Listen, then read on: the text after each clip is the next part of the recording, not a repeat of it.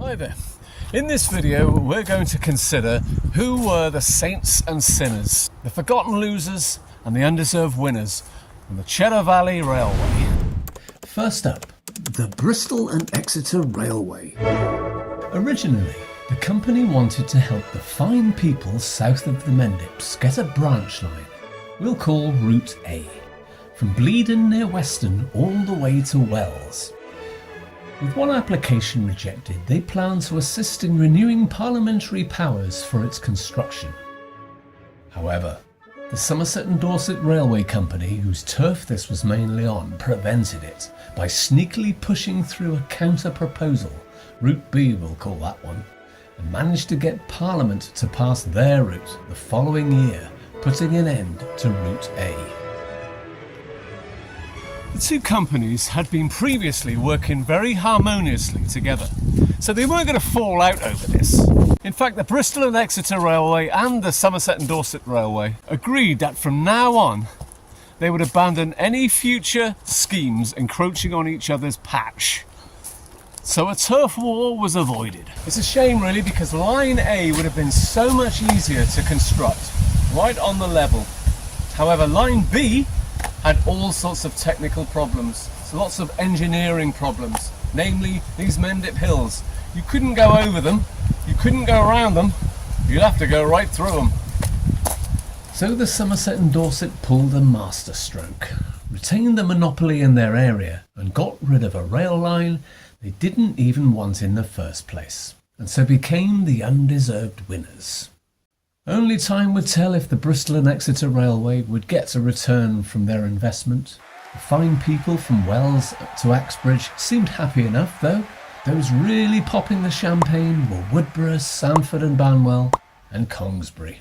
However, the forgotten losers, now not getting a railway at all, were Cross, Compton Bishop and Bleedon Village. Next up, Chief Engineer Francis Fox. Fox was truly a great man to have running operations, from being an assistant engineer to Brunel to being his successor, designing stations at Weston, Taunton, Exeter and railways in Cornwall, Wales and other parts of Somerset. After he'd been given the green light to start the work, Fox sent his team of foremen and navvies to get digging a cutting through this hill to here. They were met with soft marl that had to be brick lined, where he also designed several refuge spots. But just past the middle, after approximately 100 metres, the geology changed.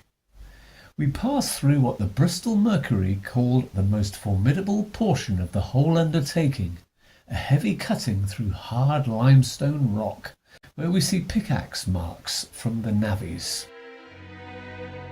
Emerging from the tunnel, the cutting is the same on the other side, through a descending valley where Fox could use the contents of the cutting to ascend the 1 in 74 route, as he had to have it curve eastward round Chute Shelve Hill and over the old turnpike road, now the A38, by way of a skew bridge.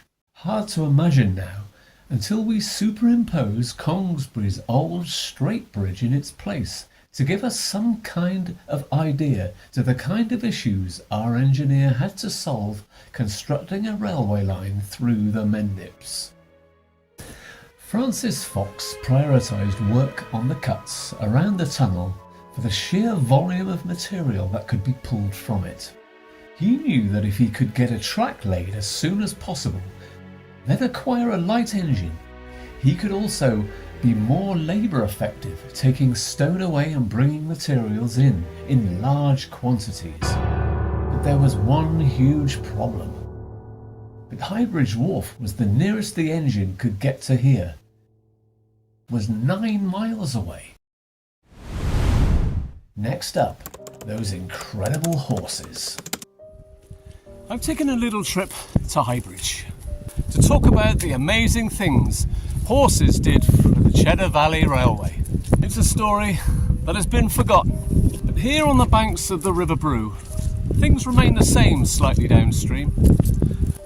If we were here on the 18th of May, 1867, and looked across the Highbridge Wharf, we would see a very large crane picking up a 21-ton engine and setting it on top of a wooden carriage. Waiting nearby were 19 horses, 19 strong horses, all waiting to pull it off the premises of the Somerset and Dorset yard. As they were attached, they pulled and pulled, but unfortunately, the wheels got embedded into the ground. So more horses were sent for, and finally they were able to get the carriage moving and onto Newtown Road. Very slowly the cavalcade creeped up to the main road, Church Street, and turned left, but it only got another 200 yards before the wheels again were embedded into the road. More horses were added. That might have got it moving again, but coming up was Bristol Bridge. Considerable anxiety was felt as to whether the bridge was strong enough to bear the enormous weight. Workmen were sent to repair all deficiencies to the bridge and to strengthen and shore it up, and it was thickly planked on the top. But still more horses were needed, and a messenger was dispatched back to Chief Engineer Francis Fox, along with inquiries as to what time to attempt the crossover. The answer was as soon as the 6:56 down train was passed, upon which all the horses were reattached, and great effort was made to haul this insane carriage up the incline. They pulled and pulled, and gradually it inched its way up. Men would be braced with chocks at the ready. 30 minutes passed, but they were only halfway up, and by now the locals had been coming to watch, and a crowd was forming. Toward the top the horses levelled off, but still more pulling was needed to get the carriage to the top. And finally, at 7:40 on Saturday evening, the 18th of May 1867, nearly 30 horses got the 21-plus-ton light-engine Fortescue over Bristol Bridge, amid great cheering.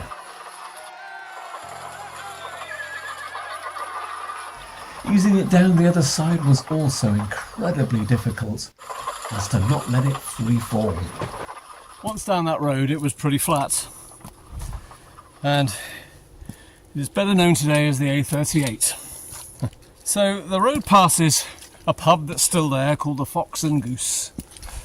That's on the right, and on the left is a well-known mound around this area called Brent Knoll.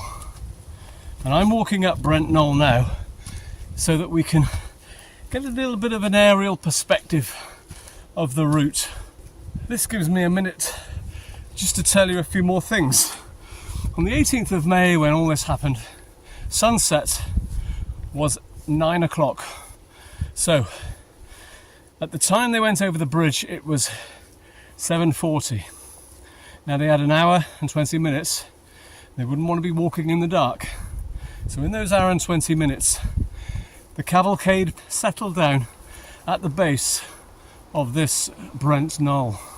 So the next day the horses were all brought back, maybe even some fresh ones attached to the carriage as it resumed the journey, passing Brent Knoll Inn, through the villages of Rooksbridge, Tarnock, Bidisham, up to Lower Weir and Cross.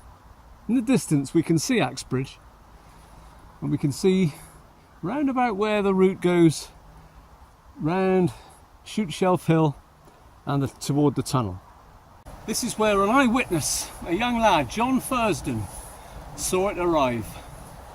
He called it a massive road wagon, but that was enough for that day.